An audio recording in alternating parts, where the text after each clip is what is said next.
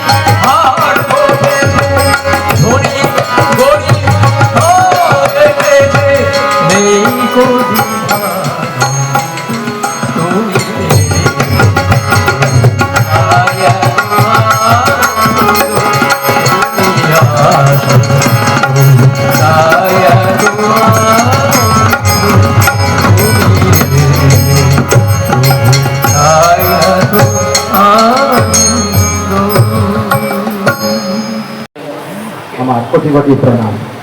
উপস্থিত পাঞ্জাবের ঋত্বিক দেবতাগণ, অধৈর্য বা টিপি ওয়ার্কের কর্মীবৃন্দ এবং অন্যান্য মায়েরা, বোনেরা, ভাইয়েরা, সবাইকে আমি রানন্দিত জয়গুরু জানাই। আপনারা শুনলে অবাক হবেন যে আমাদের এই পারিবারিক সৎসঙ্গ এবছর 69 বৎসরে পদার্পণ করবে। 69 বৎসর আগে গুরু পরিবার পরম দয়াল শ্রী শ্রী ঠাকুরের রাতুল চরণে দীক্ষা গ্রহণ করে তার শুভ সূচনা হয়েছিল। তো আজ আমরা এখানে এতজন গুরু ভাই, দাদা, মায়েরা সব বসে আছি। তখন এই 69 বছর আগের দিনটা কিন্তু এত মসৃণ, এত সহজ ছিল না। সেই ঘটনাটা একটু বলবো যে কেমন করে এই 69টা বছর কেটে গিয়ে আজও আমরা আমাদের এই পারিবারিক সৎসঙ্গকে বহন করে নিয়ে যাচ্ছি পরম দয়াল শ্রী শ্রী ঠাকুরকে মাথায় নিয়ে। এবং সেই সঙ্গে আপনাদের কাছে আমরা এটাও আশীর্বাদ করবো, প্রার্থনা করবো যেন আমরা এটাকে আরো বহন করে নিয়ে যেতে পারি। যাই হোক, তখন এই পশ্চিমবাংলার একটা ছোট্ট গ্রাম, সেই গ্রামে এক দরিদ্র ব্রাহ্মণ বাস করত। সেই ব্রাহ্মণ, দরিদ্র বলেও ঠিক হবে না, মধ্যবিত্ত ধরতে পারে। সেই ব্রাহ্মণ গ্রামের পূজা অর্চনা নিয়ে থাকতেন। কিন্তু বিপত্তিটা ঘটল একদিন, যখন ওই গ্রামের এক ব্যক্তি ওই ব্রাহ্মণের কাছে এসে তাকে ঠাকুর সম্বন্ধে যাজন করতে লাগলো। যাজন করার পর সেই ব্রাহ্মণ কিন্তু ছিল কৃষ্ণ নামে দেখি, কৃষ্ণ। যাজন করার পর কিছুদিনের মধ্যে ওই ব্যক্তি দাদা তাকে বললেন, চলুন আপনাকে আমি দেওঘর নিয়ে যাবো। বিপত্তিটা আরো বাড়লো সেখানে, যেখানে দেওঘর নিয়ে গিয়ে প্রার্থনা হচ্ছে। প্রার্থনায় ব্রাহ্মণ দেখলেন জয়রাধে গান হচ্ছে, জয়রাধে রাধে কৃষ্ণ কৃষ্ণ। তখন মনে মনে ভাবছে, আরে তো আমার কৃষ্ণ নামে হচ্ছে, রাধা নামও হচ্ছে, কোনো তো তফাৎ নেই, একই মনে হচ্ছে একই। তখন এই ঋত্বিক দাদার কথাবার্তায় আরো তার মানে যাজনে মুগ্ধ হয়ে ঋত্বিক দাদা তাকে বললেন, দাদা আপনি দীক্ষা নিয়ে নেন ঠাকুরের। হ্যাঁ, কোনো অসুবিধা নেই, কারণ একই নাম দেখছি, এখানেও রাধা নাম কৃষ্ণ নাম হচ্ছে, আর আমি হয়তো কৃষ্ণ নামে দেখছি, তো ঠিক আছে বলে শ্রী শ্রী ঠাকুরের চরণে তিনি দীক্ষিত হলেন। কিন্তু বিপত্তিটা হলো যখন তিনি দীক্ষা গ্রহণ করে বাড়ি ফিরে আসলেন, কেন না তখন এই সদ্গুরুর সঙ্গে কুলগুরু একটা দ্বন্দ্ব লেগেছিল।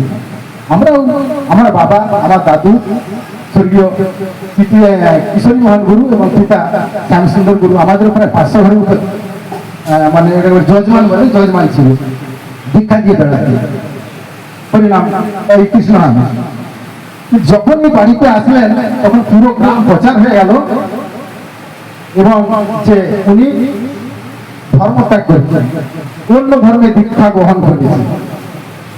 তখন এই কথাটা আমাদের কুলগুরুর কানে গেল। তখন হই ব্যাপার, কি করে ওনাকে শিক্ষা দেওয়া যায়। কুলগুরু ভাবছে এবার তো আমার তালে পালা শেষ, কৃষ্ণগুরু চলে যাচ্ছে, এবার তিনি সমস্ত কিছু দখল করে নেয়। তখন গ্রামে ঠিক করলো ওনাকে শিক্ষা দিতে হবে, ব্রাহ্মণ তার মিটিং করাকে ঠিক করলো, যে মিটিং বসবে এবং ওনাকে শাস্তি প্রদান করবে, যাতে ভবিষ্যতে এইরকম আর কেউ কিছু করতে পারে। ধর্মান্তরিত নয়, কিন্তু ওদের মনে হচ্ছে যে ধর্ম ত্যাগ করে অন্য ধর্মে দীক্ষিত হয়েছে। যথারীতি একদিন গ্রামে মিটিং বসবে, আর এই ব্রাহ্মণ অতিষ্ঠ হয়ে যাচ্ছে, তাকে দীক্ষিতরা নিয়ে গিয়ে এরকম বেকায়দায় ফেললো। এখন এখানে বসবাস করে ইতিমধ্যে ওই ব্রাহ্মণ গিয়ে দীক্ষিতদার বাড়িতে গেছে, গিয়ে দেখলেন না উনি বাড়িতে নেই, শিক্ষকতা করে, উনি দেওঘরেই বসে আছে। আচ্ছা বিপদ বসে আছে, আমাকে বিপদে ফেলে দিই। ঠিক ওই সময় কয়েকদিন আগে ঠাকুর বেঁচে ছিলেন। ঋত্বিক দাদা ঠাকুরকে বলছেন, ঠাকুর আমার তো বাবার শরীর খারাপ, আমার বাড়ি যাওয়া লাগবে। চেষ্টা করছে না, এখন বাড়ি যাওয়া যাবে না, কদিন থেকে যাবে। ঠিক কয়েকদিন পরে ঠাকুর বলছেন, ও আপনি বলেছেন না বাড়ি যাবেন, আপনার বাবার শরীর খারাপ, ডাক্তার হয়ে যাবে। বাড়ি আসছেন, যেদিন মিটিংটা হবে সেদিন দেখছে ব্রাহ্মণ রাস্তা দিয়ে ঋত্বিক মশাই যাচ্ছে, সঙ্গে সঙ্গে দৌড়ে এসে ধরেছেন। আরে দাদা আপনি কি করেছেন, আমার সর্বনাশ করে দিয়েছেন, না এইরকম কাণ্ড হইতে জানেন, আজকে মিটিং করতে আমাকে ঘেরা করে তারা মাঠ পুরো গ্রাম ঘুরাবে, আপনি আমাকে ভ্রমণান্তরিত করলেন। হ্যাঁ এরকম ব্যাপার, ঠিক আছে। তখন ওই মিটিং হলো, বলে আমিও মিটিংয়ে থাকবো। গোটা সময় মিটিং বসেছে, বড় বড় পণ্ডিতরা এসেছে, সব ভাষণ দিচ্ছে, হাত দিচ্ছে, এই করা লাগবে, সেই করা লাগবে, অমুক করা লাগবে, তমুক করা লাগবে। তখন লাস্টে ঋতুরা উঠলেন, উঠে উঠে বললেন যে পুরুষোত্তমের দীক্ষা নিয়েছেন।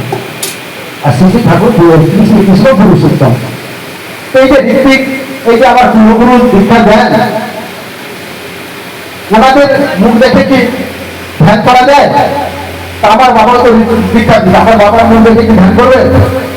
তখন ওই যে আপনার ভাগবত গীতা মানেন, হ্যাঁ কিন্তু তাহলে ভাগবত গীতায় একটা শ্লোক আছে, ধ্যানমূলক গুরু মূর্তি, ধ্যান করবে কোথায়? গুরু মূর্তি। পূজামূলক গুরু পদ, পূজা কোথায় করবে? গুরুর পাদপদ্ম। আর মন্ত্রমূলক গুরু মাত্র, মন্ত্র কি হবে? আমার গুরু মাত্রই আমার কাছে মন্ত্র। আর মোক্ষমূলক গুরু কৃপা, মোক্ষ লাভ হলো গুরু কৃপা। তাহলে আপনি যেমন পুরুষোত্তমের মূর্তিকে ধ্যান করাচ্ছেন কৃষ্ণমন্ত্রে, গুরু তাই পুরুষোত্তম শ্রী শ্রী ঠাকুর অনুকূল চন্দ্রের মূর্তিকে ধ্যান করাচ্ছেন। তখন যত গুরু ছিল সব চুপ করে, তার কিছু বুঝতে পারছি একটা কথাতেই স্তব্ধ হয়ে। আর সেই জন্যই আর সেই গ্রামে জাগরি উৎসব হয়, এবং বর্তমানে 5 জন ঋত্বিক আছে সেই গ্রামে। 2 জন ইতিমধ্যে শ্রী ঠাকুরের চিত্রগুলো জমে গেছেন, এখনো 3 জন জীবিত রয়েছেন সেই গ্রামে।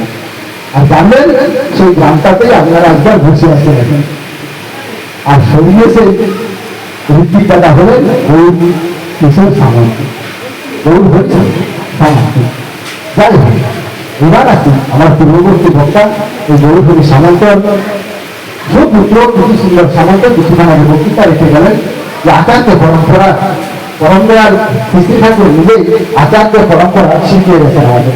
তেমন করে ইষ্টগুরু পুরুষোত্তম প্রতি গুরু বংশ ধর রেত প্রবাহে সুস্থ থেকে জ্ঞান্ত থেকে নিরন্তর।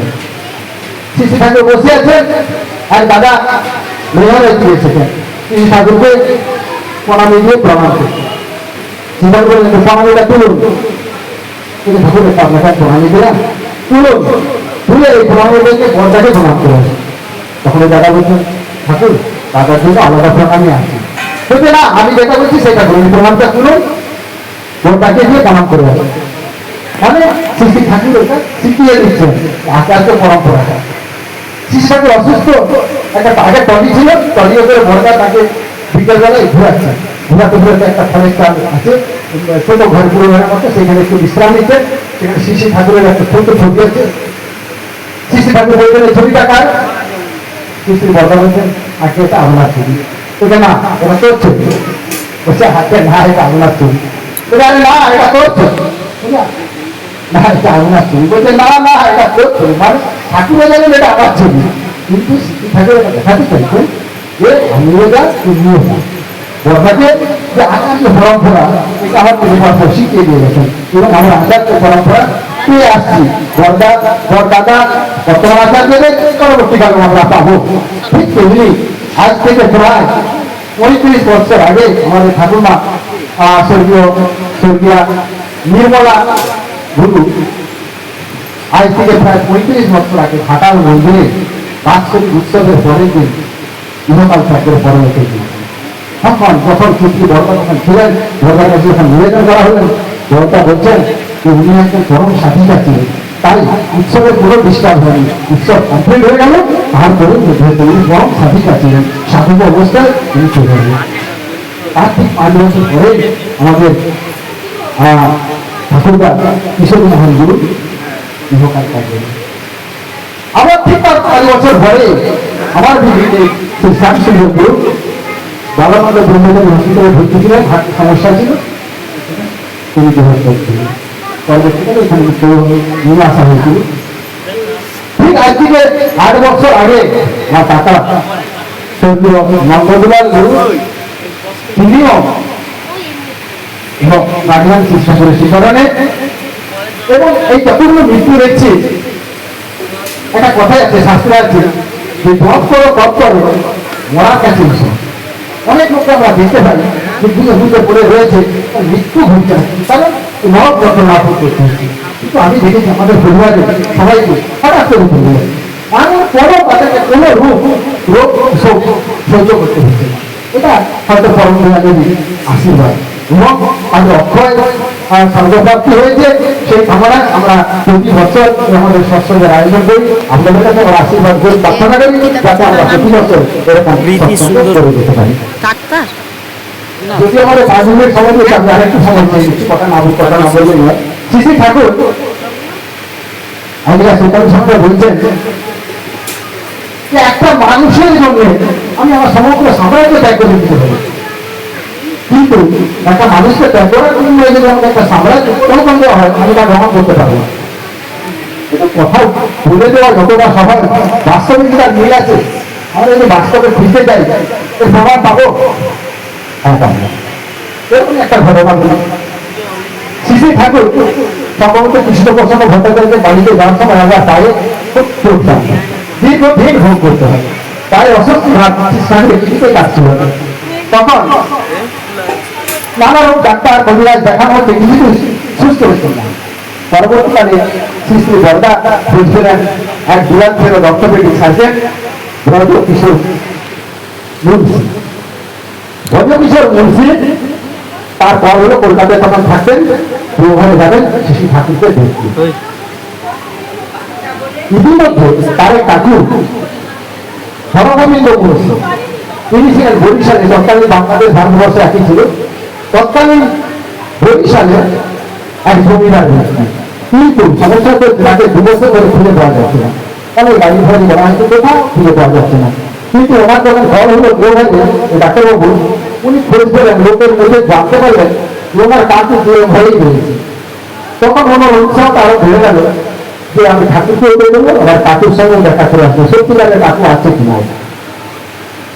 এসেছে ঘরে শ্রী ঠাকুরকে দেখলেন, পরীক্ষা করলেন, ওষুধ দিলেন, বললেন সুস্থ হয়ে গেল। এক্সরে করার পর ওষুধ দিলেন। কিন্তু মনের মধ্যে ঠাকুরকে খুঁজছে, খুঁজতে কিন্তু দিদি থাকার পর দাদাকে জিজ্ঞেস করলেন, আচ্ছা হরগোবিন্দ মুন্সি বলে কি আছে?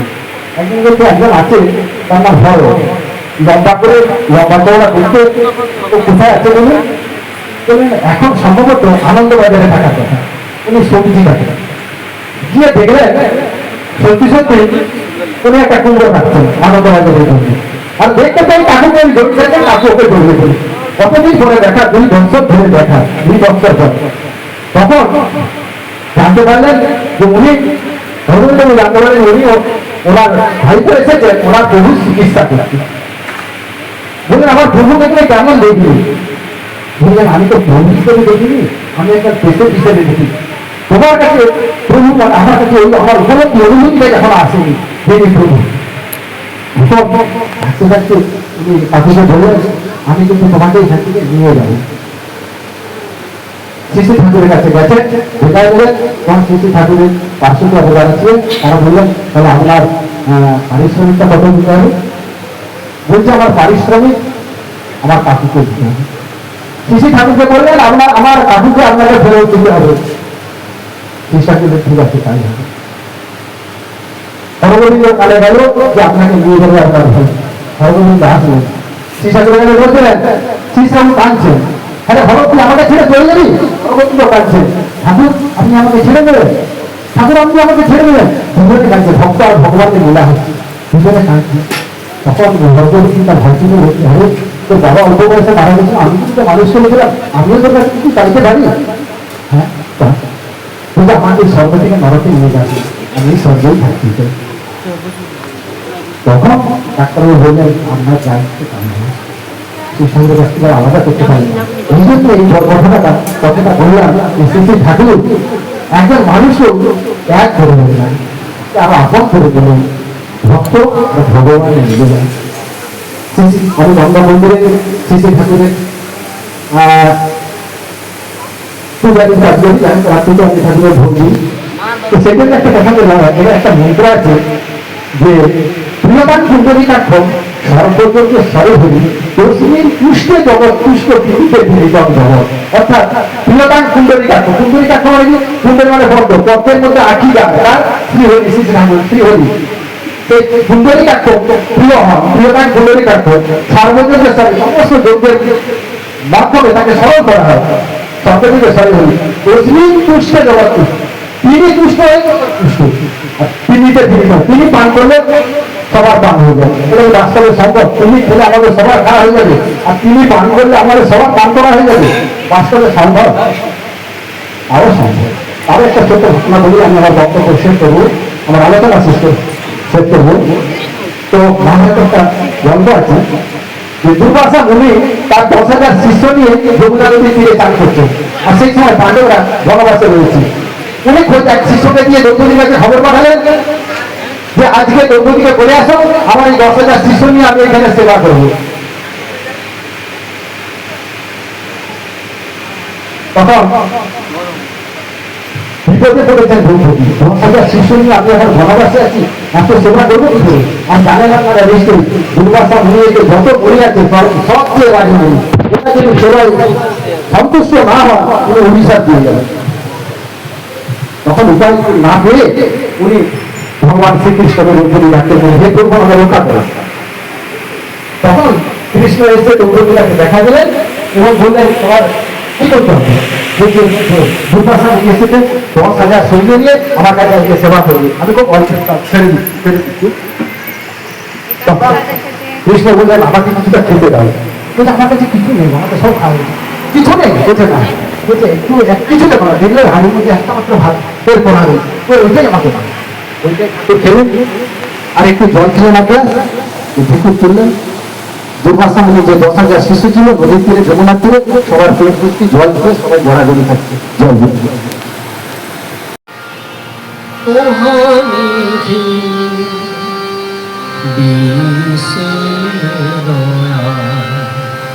তোমার দয়ার তুলনা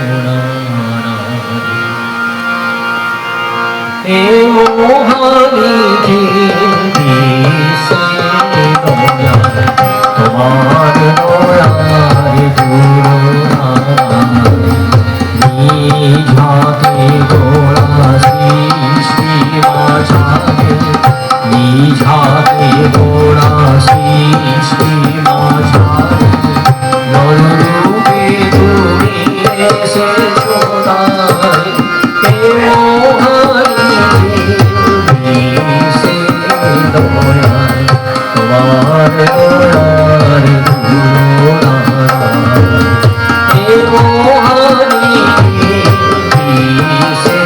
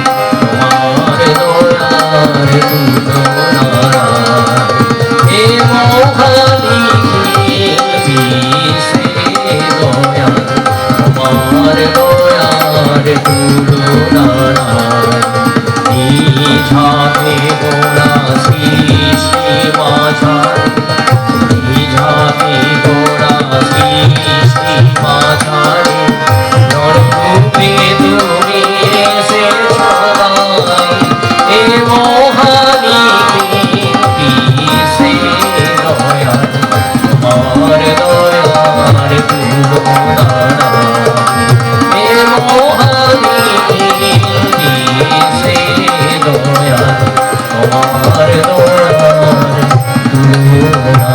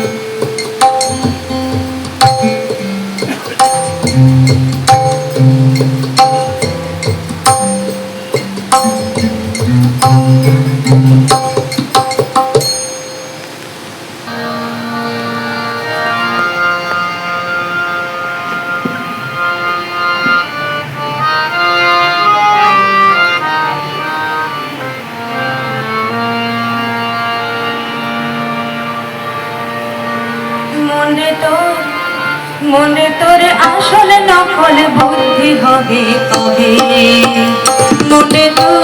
মনে তোর আসলে নকল বুদ্ধি হবে কবে জানিয়ে তুই আছিস মজে জানিয়ে তুই আছিস মজে তারা আসল হলো কবে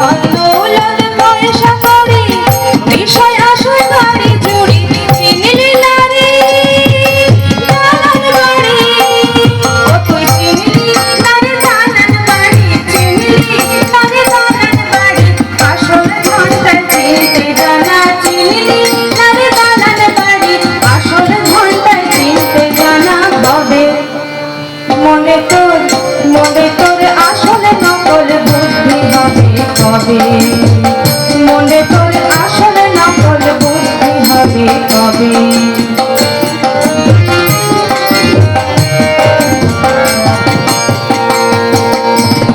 সময় থাকতে ছুটে জানা গুরুর কাছে হদিস না সময় থাকতে ছুটে জানা গুরুর কাছে হদিস না বুঝতে তখন পারবি রে তুই বুঝতে তখন পারবি রে তুই আসল ধনের সেই ঠিকানা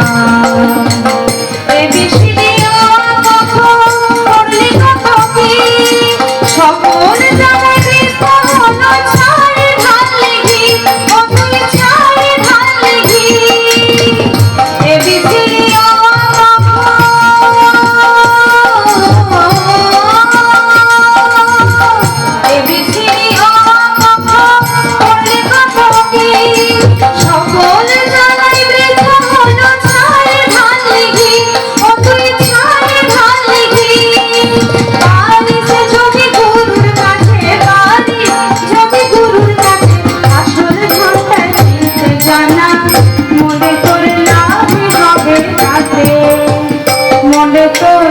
মনে তোর আসলে নকল বুদ্ধি হবে কবে মনে তোর আসলে নকল বুদ্ধি হবে কবে জানিয়ে তুই আছিস মজে জানিয়ে তুই আছিস মজে তা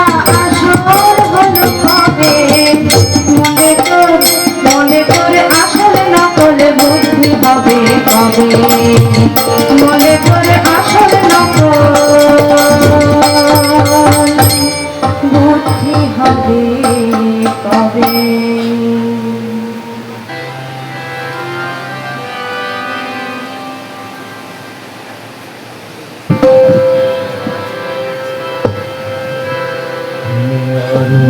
স্বরূপ সগুণ নির্গুণ দয়াল ভয়াল করিবে আমি কি বা বুঝি আমি কি বা জানি আমি কেন ভেবে মরি তুমি অরূপ স্বরূপ সগুণ নির্গুণ দয়াল ভয়াল করিবে আমি কি বা বুঝি আমি কি বা জানি আমি কেন ভেবে মরি তুমি অরূপ স্বরূপ সগুণ নির্গুণ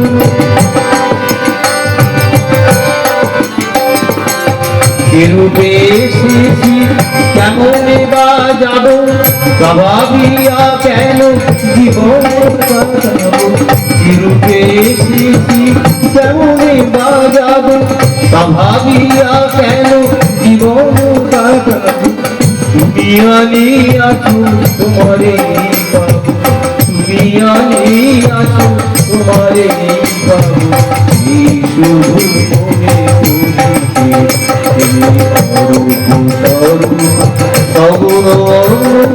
দয়াল ভয়াল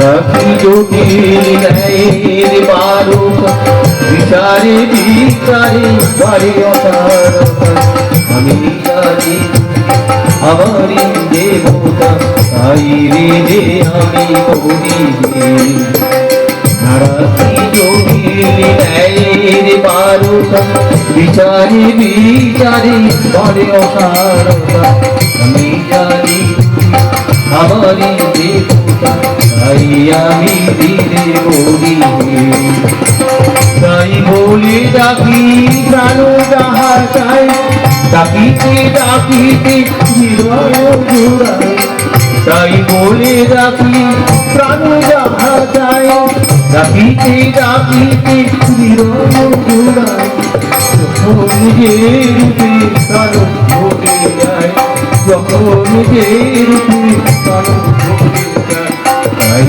দেখি প্রাণ অমর নির্গুণ ভয়াল ভয়াল আমি কি ভাবি আমি কেন দেবে তুমি অমর নির্গুণ ভয়াল ভয়াল করিবে উপস্থিত উত পাঞ্জাধারী কর্মীগণ তৎসহ আমার শ্রদ্ধেয় দাদা ও ভক্তিমতী মায়েরা ও আমার সমবয়সীরা ও ছোট বড় ভাই বোনেরা সবাইকে যথাস্থানে প্রণাম ভালোবাসা জয়গুরু জানাই। আজ যারা এই বৈদ্যুতিক যন্ত্রের মাধ্যমে ইষ্টকথা শুনছেন তাদেরকেও আমি জয়গুরু জানাই। আজ এই গুরু পরিবারের সৎসঙ্গ সেই উপলক্ষে আমাকে পিতা এবং আমার ভাই ডাক নাম টুনা বলেই ডাকি করতে বললো ইষ্টকথা। এই ইষ্টকথা বলার জন্যে যে জ্ঞান বুদ্ধি এবং ভাষা সে আমার দক্ষতা নাই, তবুও বলতে বলছে, তবুও কিছু বলছে। এখন শাস্ত্রে দু ধরনের ধর্মের কথা আছে, নিষ্কাম ধর্ম, সকাম ধর্ম। আমরা সবাই বেশিরভাগই সকাম ধর্ম নিয়েই ব্যস্ত থাকি। নিষ্কাম ধর্মের কথা সব যুগে যুগে সত্যযুগ থেকে একেবারে তাপর যুগ এমনকি কলিযুগেও মহাপ্রভু থেকে ঠাকুর কিন্তু নিষ্কাম ধর্মের উপরেই জোর দিচ্ছে। সকাম ধর্ম কীরকম? আমরা নিজের প্রবৃত্তি মাফিক আমরাকে ধর্মকে চালিত করি। এইরকম যেমন ধরুন আমার যদি একটা ছেলে হয় তাহলে আমরা বিরাট অষ্টম প্রহর দেবো, এত ই করবো। আবার যদি কেউ বলে আমার যদি ছেলের চাকরি হয়, মানে আমরাকে ইষ্টকে আমার নিজের মতন করে হুকুমের চাকরের মতন করে আমরাকে ঠাকুরের মানে করতে দিতে চাই, কিন্তু ঠাকুর এতে কিন্তু সন্তুষ্ট নয়। তিনি যেটা চাইছেন নিষ্কাম ধর্ম, যে ধর্ম করলে আমার পারিপার্শ্বিক সকলেরই মঙ্গল হয়। তাই সত্যানুসরণের শিশু ঠাকুর প্রথমে আমাদেরকে সাবধান করে দিচ্ছেন, অর্থ মান যশ ইত্যাদি পাওয়ার আশায় আমাকে ঠাকুর সাজিয়ে ভক্ত হয়েও না, সাবধান ও ঠকবে। তোমার ঠাকুরত্ব না জাগলে কেহ তোমার কেন্দ্র নয়, ঠাকুরও নয়, ফাঁকি দিলেই পেতে হবে তা। এই ঠাকুরত্ব, ঠাকুরত্ব কি? ঠাকুরত্ব মানে ঠাকুরের যেসব গুণ, ঠাকুর যেগুলো পছন্দ করেন, আচার্যদেব যেগুলো পছন্দ করেন, সেই গুণগুলি আমাদের চরিত্রের মধ্যে ফুটিয়ে যদি না তুলতে পারি, তাহলে ঠাকুর আমাদের কাছে ঠাকুরই হয়ে থাকবেন, তাহলে ঠাকুরত্ব জাগবে না। এই ঠাকুরত্ব জাগার জন্যে আমাদের জন্মান্তরে সাধন ভজন, এক জন্মে হবে না, জন্মান্তরে সাধনা। আর সেই ঠাকুরত্ব জাগার জন্যে আমাদের শ্রী শ্রী ঠাকুর কি বলছেন, যজন যাজন ইষ্টভৃতি। এই ইষ্টভৃতি যদি নিষ্ঠাভরে না করি তাহলে কিন্তু যজনও হবে না, আর যজন যদি না হয় এক ফোঁটা যাজনের কথাও বলতে পারবো না। তাই ঠাকুর এত যজন যাজন ইষ্টভৃতি। এই যজন যাজন ইষ্টভৃতি শুধু এই যুগেই নয়, সব যুগে যুগে বারে বারে। মহাপ্রভু যখন এসেছিলেন তখনও এই যজন যাজন ইষ্টভৃতি তার প্রকারটা আলাদা। যেমন তিনি বলেছিলেন জীবে দয়া, নামে রুচি, জীবে দয়া, বৈষ্ণব সেবন, এই তিনটি যেমন বলেছেন ওই একই ব্যাপার, সবটাই আমরা মানে বুঝিনি, তাই এত কিছু। আর সেই জন্যে এই যে আচার্য পরম্পরার মধ্য দিয়ে তিনি এই যে এখন আমাদের বর্তমান আচার্যদের পূজনীয় অবিন্দা, এই যে ডিপি ওয়ার্কসের কাজ, ওই ঠাকুরত্ব বর্তমান আচার্যদের এবং পূজনীয় অবিন্দা। তাই আমাদের এই যে ডিপি ওয়ার্কসের কাজ করতে বলেছেন ওই ঠাকুরত্ব জাগার জন্য। যখনের যা আসেন এই যে আচার্য পরম্পরায় যখন শিশু বর্দা ছিলেন তার মতন করে তিনি তখন বলছেন সেইটাই হচ্ছে যে আমাদের নির্দেশ পালন করা। তাই আমাদের দিকে সেই নিষ্কাম ধর্মের কথা যে বলছেন সেইটা হয়ে উঠতে হবে। তাই জন্য শ্রী ঠাকুর বাণী দিলেন, ঈশ্বরেরই কুকুর তুমি, নিষ্ঠা শিকল কলায় কলা, ডাকলে তুমি কাছে এসো, নয়তো তুমি দূরে থাকো।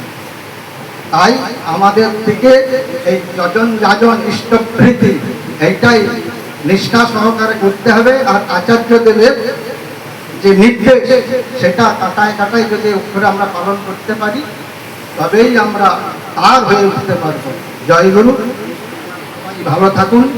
জয় মুক্তি চাহিরে ভিক্ষা পাই, তোমার সেবা সাহস ভিক্ষা করি, বলি না কখনো বহিতে আমার দ্বার, বলি না কখনো বহিতে আমার দ্বার, মোড়ে যেন তোমারি বাঁধিতে পারি, আমি সত্যি বলতে চাহিরে তোমার সেবার সাহস ভিক্ষা করে, বলি না কখনো বহিতে আমার দ্বার, বলি না কখনো বহিতে আমার দ্বার, তোমারে বাঁধিতে পারি, আমি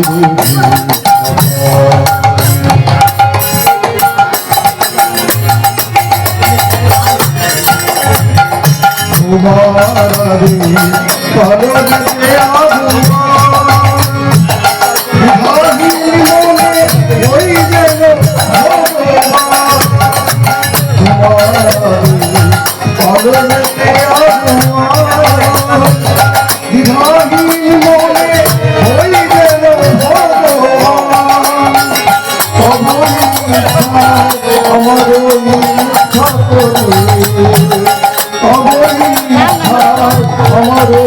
ভিক্ষা করি অনাথে যাব করি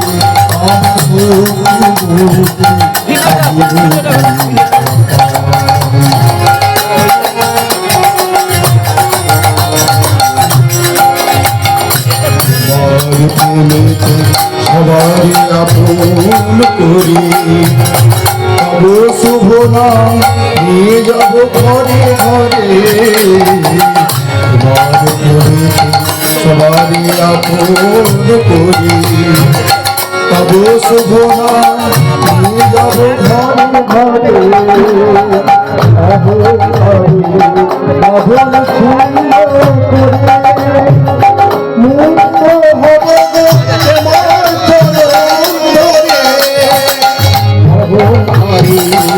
অভয় ছিন্ন করে মুক্ত হব তোমার সকলের সাথে কোথায় মিলন হবে সকলের সাথে কোথায় মিলন হবে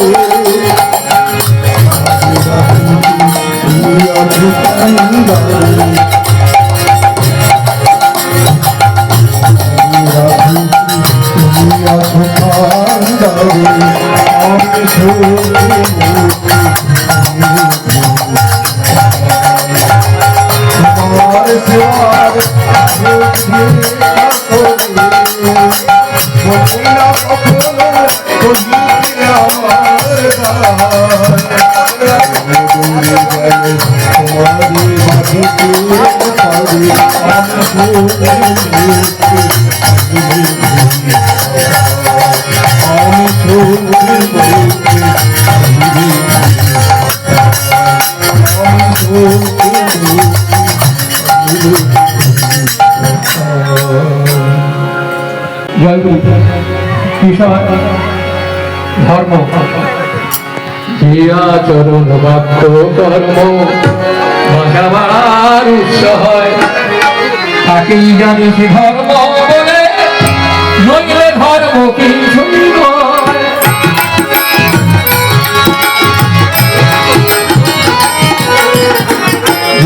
চরণ বাক্য কর্ম বাঁচাবার উৎস হয় তাকেই জানি ধর্ম বলে নইলে ধর্ম কিছুই নয়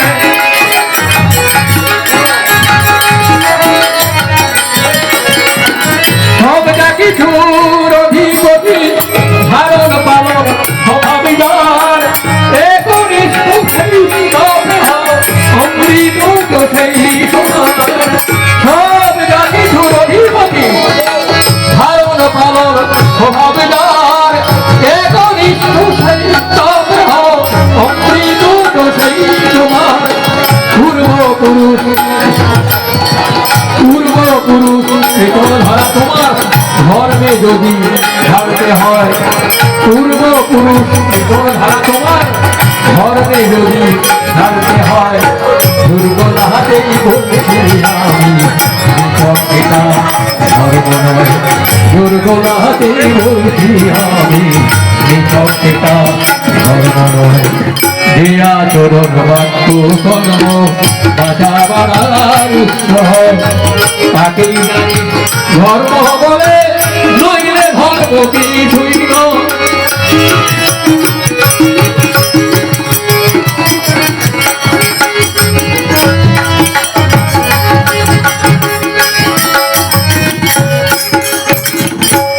বললেন রসুল পূজা করলে তোদের জাত যাবে তা বললো কে ঠাকুর আমার দয়া করে বলছেন রসুল পূজা করলে তোদের জাত যাবে তা বললো কে রসুলও তোদের সেই অবতার এটাও তোরা ভুললি কৃষ্ণ রসুল বিভেদ করে আরে ওরে ধর্ম কথাই গোটাটা বলে রাখি আরে ওরে ধর্ম কথাই কৃষ্ণ রসুল বিভেদ করে প্রভেদ করি আরে ওরে ধর্ম কথাই গোটাটা বলে রাখি আরে ওরে ধর্ম কথাই এক বাপেরই বন্ধু ছেলে দেখলি না তুই চোখি কাউকে বাদের করি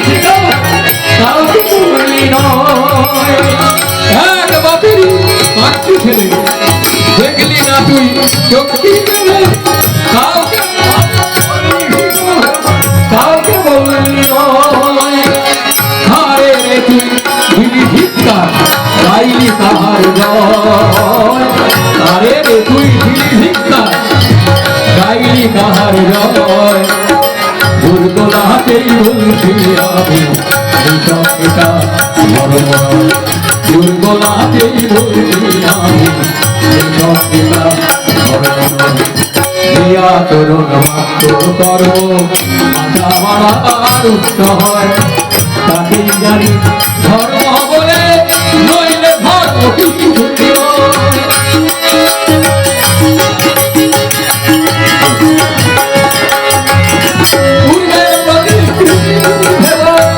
পরে যিনি এসে থাকেন তারই পথে চলতে থেকো যিনি তোমায় ধরে রাখে পূর্বের পথে ভেবো পরে যিনি এসে থাকেন তারই পথে চলতে থেকো যিনি তোমায় ধরে রাখে বিশেষভাবে চুলের ভীতি যেমন করে করতে হয় বিশেষভাবে চুলের ভীতি এমন করে করতে হয় তাকে কিন্তু সুবিধারে অন্য সাইকি যেটা হয় তাকে কিন্তু সুবিধারে অন্য সাইকি যেটা হয় দিয়া চরণ বাক্য কর্ম মাথা পার উচ্চ হয় তাকেই জানি ধর্ম বলে নইলে ধর্ম কিছু নইলে ধর্ম কিছু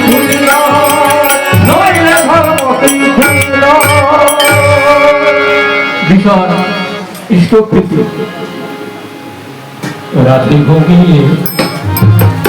রাতে ঘুমিয়ে যখন উঠি আরাধনা করি তখন ইষ্টহিতি ধরিয়ে করি যত সংসাধন রাতে ঘুমিয়ে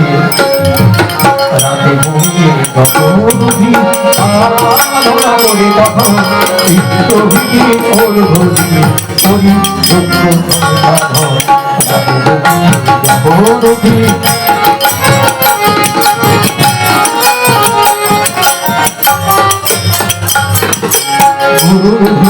আগে দিও বিশ্বভীতি যারে কয় জয়ের হরা ওই অবদান যেমন যাবে তেমনি জয় গুরু ভিক্ষা আগে দিও বিশ্বভীতি যারে কয় জয়ের হরা ওই অবদান যেমন যাবে তেমনি জয় বিশ্বভীতি ইষ্ট করি নিবেদন ইষ্টভীতি জোগাড় মুক্ত করি নিবেদন মুক্তি পাবি মুক্ত হবি এটি বলে ধর্মায়ণ মুক্তি পাবি মুক্ত হবি এটি বলে ধর্মায়ণ রাতে ঘুমিয়ে আরাধনা করে তখন ইষ্টভীতি ধরিয়ে করি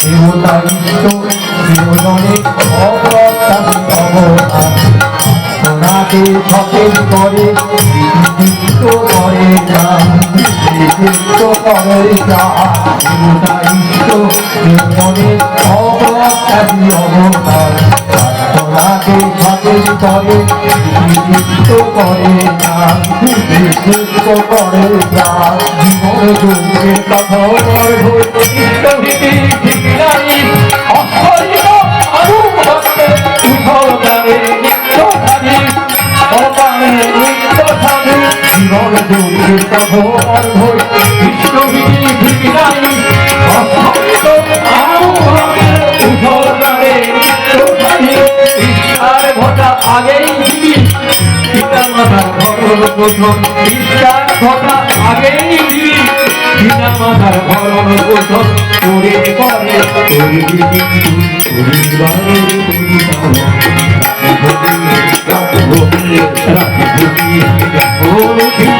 আরাধনা করি তখন ইষ্টভীতি করি যুক্ত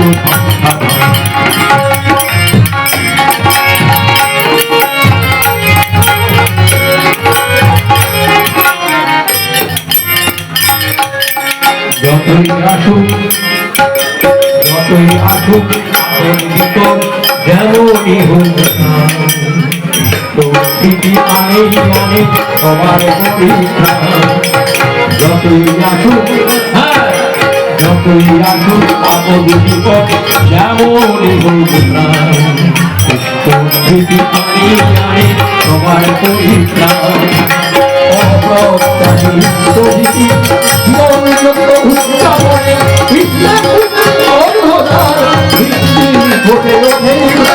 কৃষ্ণে চেতন ব্যক্তি তথা মন্ত্রে চেতন মনে, কৃষ্ণে চেতন ব্যক্তি মন্ত্রে চেতন মনে। কৃষ্ণভীতে ইচ্ছা চেতন শিবায় চেতন মনে। তাই ভূমি ভূমি আরাধনা করে তখন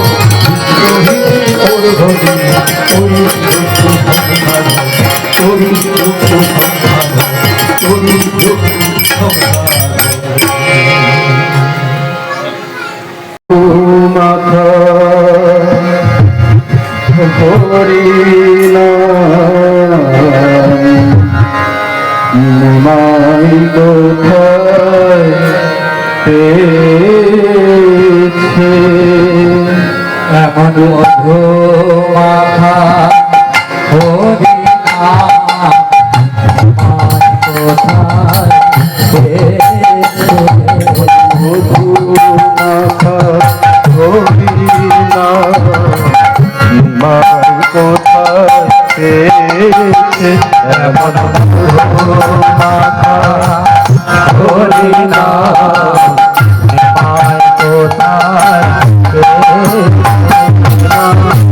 একবার শুনে হৃদয় দিলে, একবার শুনে হৃদয় দিলে, একবার শুনে হৃদয় দিলে, একবার শুনে হৃদয় দিলে, আপনি জেগে উঠেছে নাম। একবার শুনে হৃদয় দিলে আমি জেগে উঠেছে মন মাথা হরি নাম মায়োনায় মন মাথা হরি নাম মায় কোথায় কতদিন শুনেছি নাম, কতই শুনেছি কতদিন শুনেছি নাম, আরো তো কত শুনেছি নাম। কোনো তো এমন হয়নি করা, আরো তো কত শুনেছি নাম। কোনো তো এমন হয়নি করা, আজ যেন এক নব ভবদয়, আজ যেন এক নব ভবদয়, আজ যেন এক নব ভবদয়, আজ যেন এক নব ভবদয়, আজ যেন এক নব ভবদয়, আজ যেন এক নব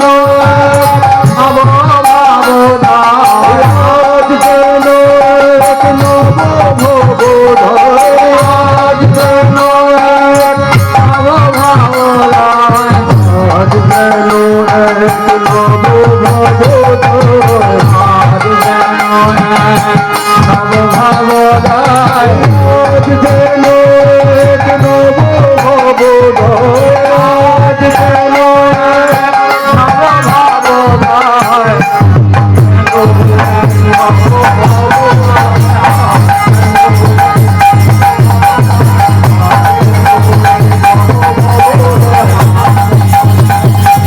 এক নব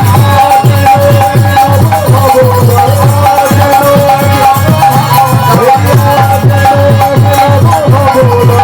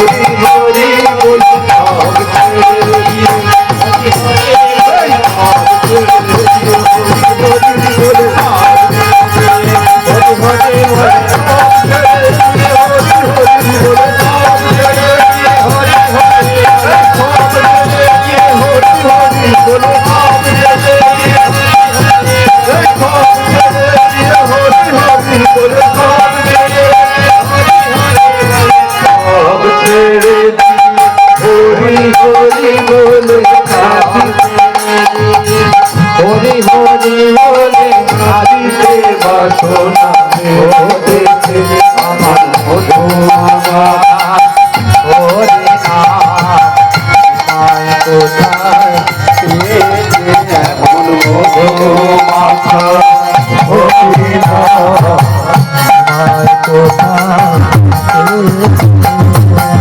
যেন ডাকিয়া উঠে গেল কানে যেন ডাকিয়া বলে গেল কানে যেন ডাকিয়া উঠে গেল কানে যেন আসিয়া কহে গেল কানে মারে রূপায় হলো এত দিনে যেন আসিয়া কহে গেল কানে আরে উপায় হলো এত দিনে প্রেমের ভাণ্ড মাথায় নিয়ে প্রেমের ভাণ্ড মাথায় নিয়ে ভাণ্ড মাথায় নিয়ে প্রেমের ভাণ্ড মাথায় নিয়ে প্রেমের ভাণ্ড মাথায় নিয়ে প্রেমের ভাণ্ড মাথায় নিয়ে প্রেমের ভাণ্ড মাথায় নিয়ে প্রেমের ভাণ্ড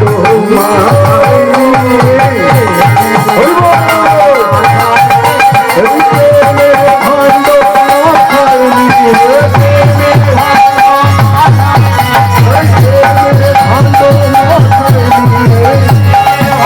ভাণ্ড মাথায় নিয়ে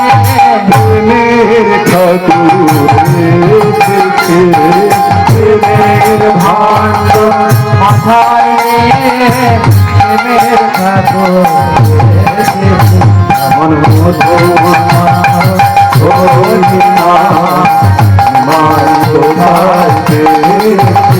এমন মধু মাথা হরি না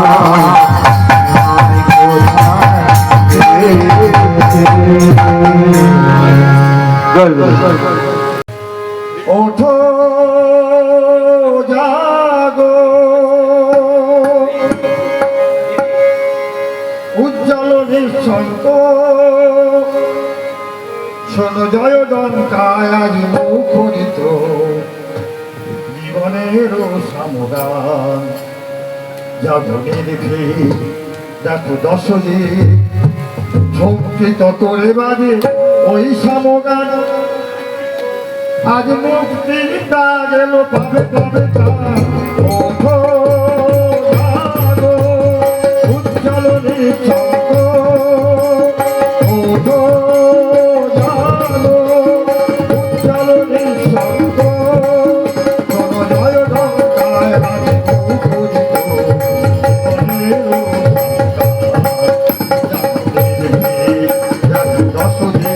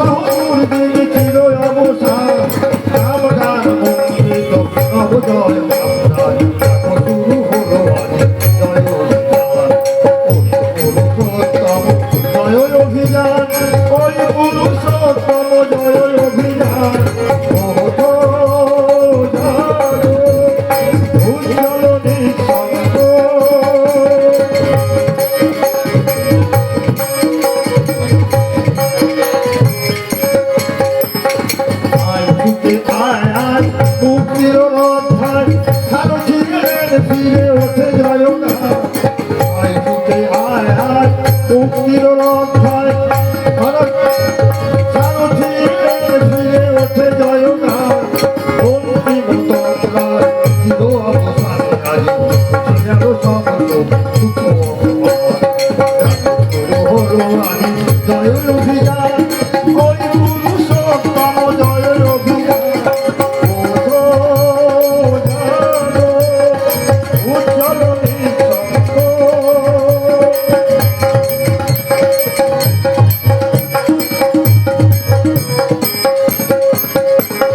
সংসার বিভীষিকা হবে হবে লুপ্ত অনুরাগে পূর্ণ রাধা গুরু সংসার বিভীষিকা হবে হবে লুপ্ত অনুরাগে পূর্ণ রাধা গুরু রাজি অবদান রাজি অবদান এই মহাদান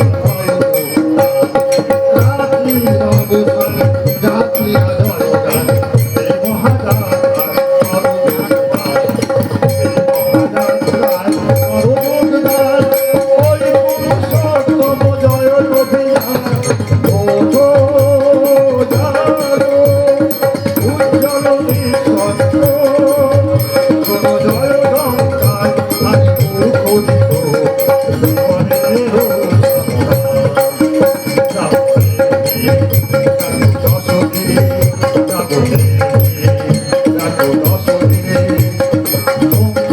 করে বাজে ওই সব গান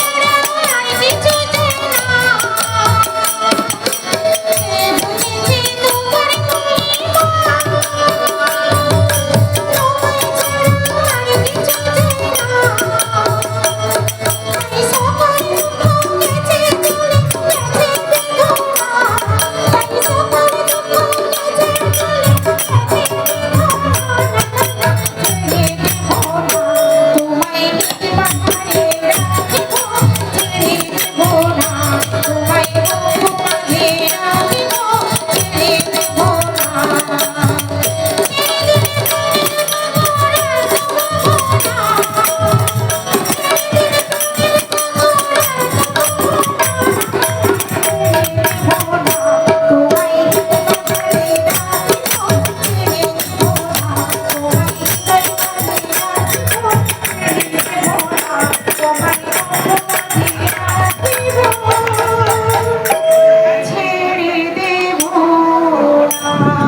মুক্তি চাহিরে ভিক্ষা পাই তোমার সেবা সাহস ভিক্ষা করি বলি না কখনো বহিতে আমার দ্বার বলি না কখনো বহিতে আমার দ্বার মোডরে যেন তোমারি বাঁধিতে পারি আমি সত্যি বলতে কাহিনী তোমার সেবার সাহস ভিক্ষা করে বলি না কখনো বহিতে আমার দ্বার বলি না কখনো বহিতে আমার দ্বার তোমারে বাঁধিতে পারি আমি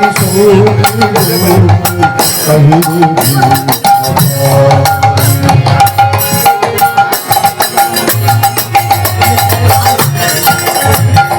তোমারি পরনে আগুন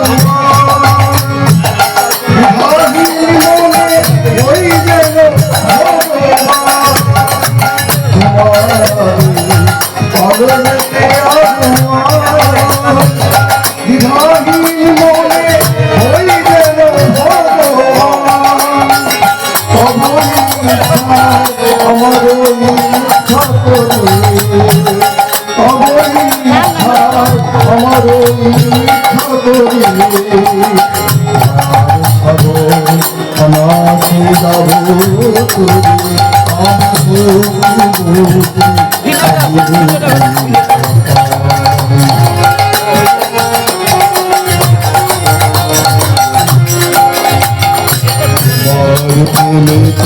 সবাই আপন করি তব শুভ নাম নিয়ে যাব ঘরে ঘরে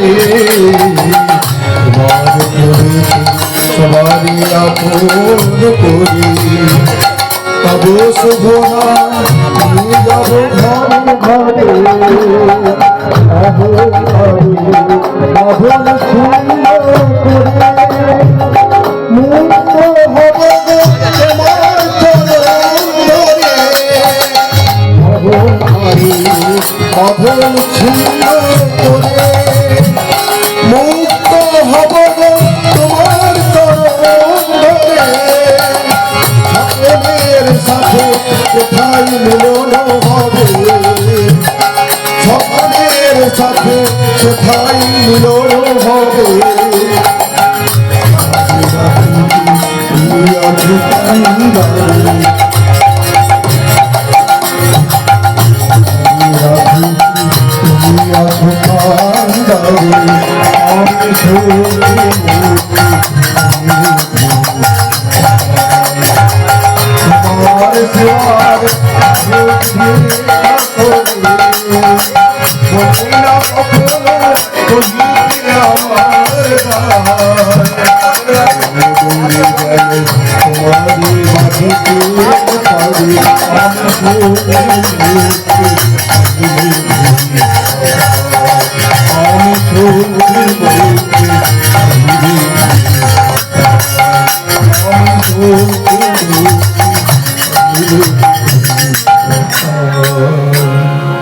আমার কোটি কোটি প্রণাম জানিয়ে আমি কিছু ইচ্ছে প্রসঙ্গ করছি। আমি প্রথমে বলি, আমার যখন বিয়ে হয়েছিল আমি একটা আমিষ পরিবারের মেয়ে এবং অদীক্ষিত পরিবারের মেয়ে এখানে এসেছিলাম।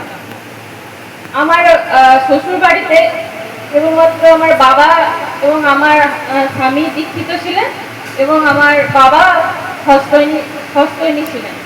তো আমি যখন আমার পরিবারে আসি, তো ঠাকুর সম্বন্ধে আমি কিছুই জানতাম না।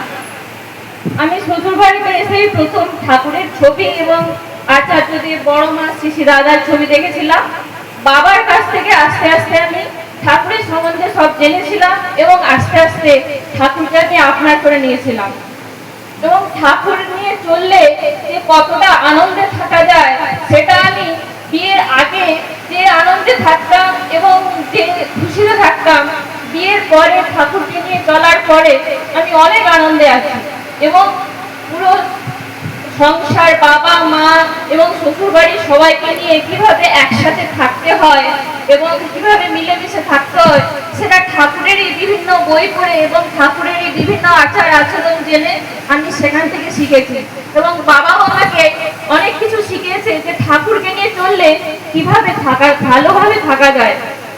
এরপর আমি ঠাকুরের ইষ্টভীতি প্রত্যেকদিন করতাম এবং আস্তে আস্তে ঠাকুরকে আমার এতই ভালো লেগে গেল যে বাবাকে আমি নিজেই বললাম যে আমি সস্তৈনী নেব।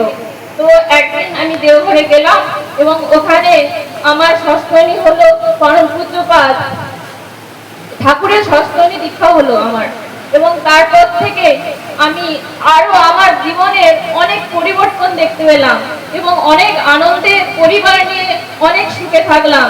আমি আমার মায়েদের বলবো যে পরিবার নিয়ে কিভাবে একসাথে থাকা যায়, সেটা ঠাকুরকে না জানলে, ঠাকুরকে না ধরলে কিছুতেই করা যাবে না। সেই জন্য বলি, প্রত্যেকেই ইষ্টভীতি, সস্তৈনী, সদাচার নিয়ম মেনে করুন এবং পরিবার পরিজন নিয়ে সুখে স্বাচ্ছন্দ্যে সংসার করুন। জয় গুরু। কৃষ্ণ কৃষ্ণ গোবিন্দ গোবিন্দ বল রে।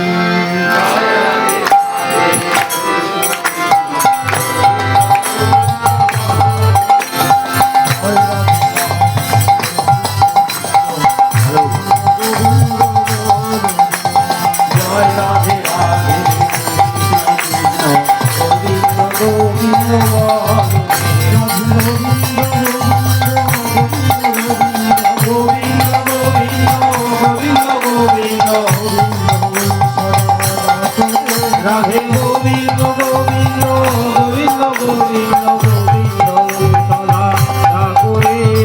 জয় রাধে রাধে কৃষ্ণ কৃষ্ণ গোবিন্দ গোবিন্দ বল রে। জয় রাধে রাধে গোবিন্দ গোবিন্দ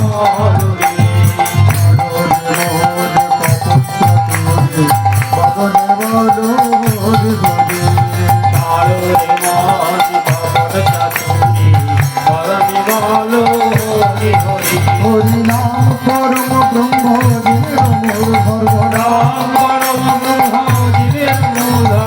ধর্ম কর্ম ছাড়ে হরিনাম পরম ব্রহ্ম জীবের মূল ধর্ম, ধর্ম কর্ম চারুরে।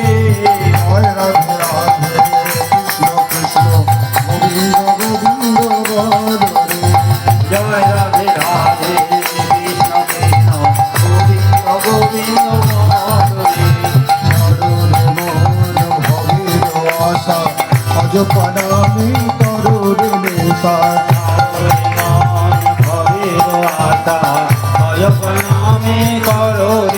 রাধে গোবিন্দ নামটি বদনে রয়ে জয় হরে সদা ভাসরে। জয়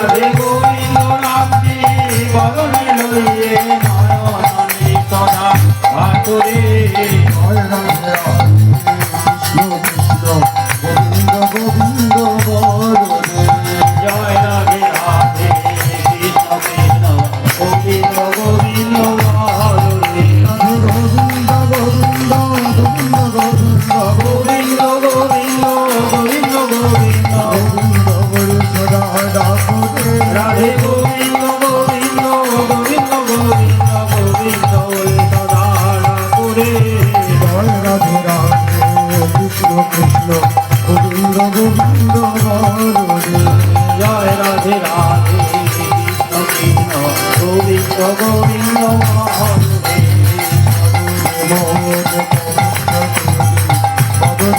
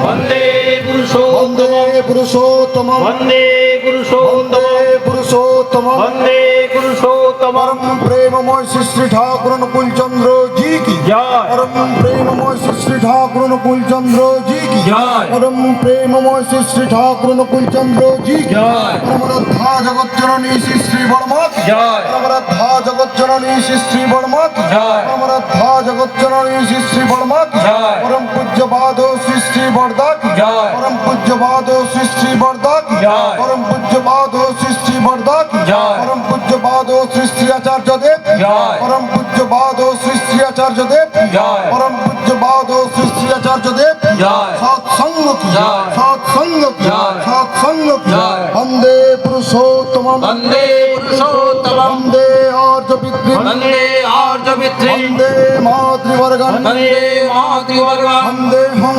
कृष्णदैवतं वन्देऽहं कृष्णदैवतं वंदे पुरुषोत्तमं वन्दे पुरुषोत्तमं वंदे पुरुषोत्तमं वन्दे पुरुषोत्तमं परम प्रेममय श्री ठाकुर अनुकूल चंद्र जी